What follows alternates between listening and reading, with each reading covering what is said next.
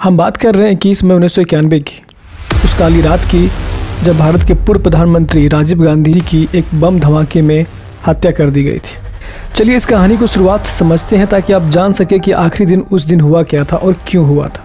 राजीव गांधी का राजनीति से कोई खास लगाव नहीं था। वे अपनी ज़िंदगी अपनी शर्तों पर जी रहे थे।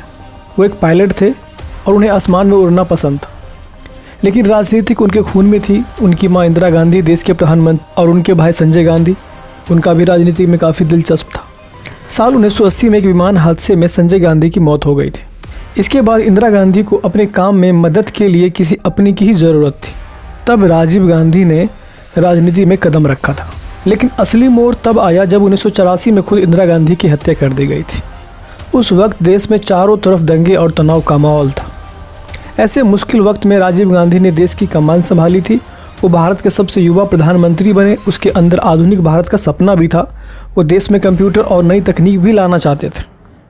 अब सवाल यह उठता है कि आखिर राजीव गांधी की हत्या क्यों हुई थी।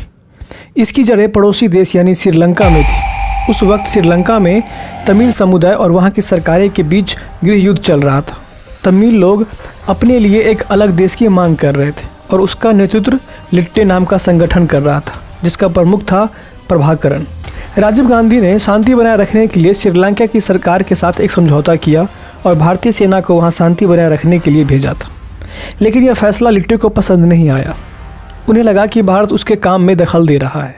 बस यहीं से लिट्टे और प्रभाकरन के मन में राजीव गांधी के खिलाफ नफरत पैदा हो गई थी और उन्होंने राजीव गांधी को रास्ता से हटाने की साजिश रची थी। मई 1991 का समय था। देश में चुनाव चल रहे थे। राजीव गांधी अपनी पार्टी के लिए जमकर प्रचार कर रहे थे। वो जगह जगह रैलियां कर रहे थे।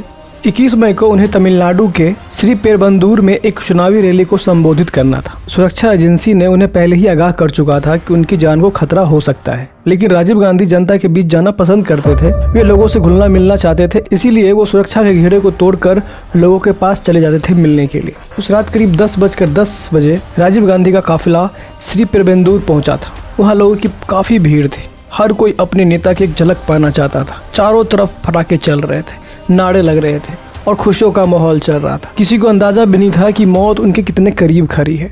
मंच की तरफ बढ़ते हुए राजीव गांधी लोगों से हाथ मिला रहे थे, उनके दिए हुए फूलों को स्वीकार कर रहे थे। उसी भीड़ में धन्नू नाम की एक महिला भी शामिल थी। वो लिट्टे की एक मानव बम यानी कि सुसाइडर बम्बर थी। उसने अपने शरीर पर फूलों की माला के नीचे RDX बांध रखा था। जैसे ही राजीव गांधी उस महिला के करीब पहुंचे, उसने उनके पैर छूने के लिए नीचे झुकने का नाटक किया। जैसे ही वो झुकी, उसने बम का बटन दबा दिया और एक जोरदार धमाका हुआ और पल भर में सब कुछ राख हो गया। वो मंजर इतना भयानक था कि देखने वालों की रूह कांप गई। चारों तरफ धुआं, चीख पुकार और बिखरी हुई लाशें थी। इस धमाके में राजीव गांधी के साथ साथ करीब 14-15 और भी बेगुनाह की जान चली गई थी। पूरा देश इस खबर को सुनकर दंग रह गया था। किसी को यकीन नहीं हो रहा था कि चंद सेकंड में भारत ने अपना एक चमकता हुआ सितारा को खो दिया है। अगली सुबह जब अखबार छपे तो हेडलाइन चिल्ला कर कह रही थी कि राजीव गांधी की हत्या। लोगों के घरों में मातम छा गया था। सोनिया गांधी, राहुल गांधी और प्रियंका गांधी के लिए एक ऐसा दुख था जिसकी भरपाई कभी नहीं हो सकती थी। दिल्ली से लेकर मद्रास तक हर शहर में लोग सड़कों पर उतर आए थे। हर किसी की आंखों में आंसू थे और मन में गुस्सा। उस समय के अखबारों की तस्वीरों में साफ दिख रहा है कि धमाका कितना शक्तिशाली था। राजीव गांधी की पहचान करना भी मुश्किल हो गया था। यह सिर्फ एक नेता की हत्या नहीं थी, बल्कि लोकतंत्र पर एक बहुत बड़ा हमला था। इस हत्याकांड के बाद भारत सरकार ने एक बहुत बड़ी जांच टीम बैठाई। जांच में पता चला कि ये पूरी साजिश श्रीलंका के जंगलों में रची गई थी। प्रभाकरन के आदेश पर लिट्टे के आतंकवादियों ने कई महीनों तक इसकी प्लानिंग की थी। उन्होंने बाकायदा रिहर्सल की थी कि कैसे घेरे को तोड़कर राजीव गांधी तक पहुँचना है। धनु नाम की महिला को एक खास बेल्ट बम बनाया गया था जिसे पकड़ना नामुमकिन था।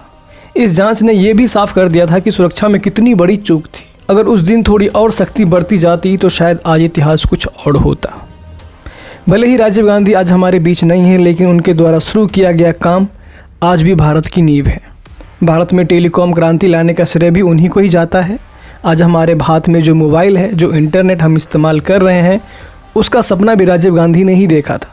उन्होंने युवा को वोट डालने का अधिकार 21 साल से घटाकर 18 साल किया था, ताकि देश की राजनीतिक में युवाओं की भागीदारी बिल्कुल बढ़े।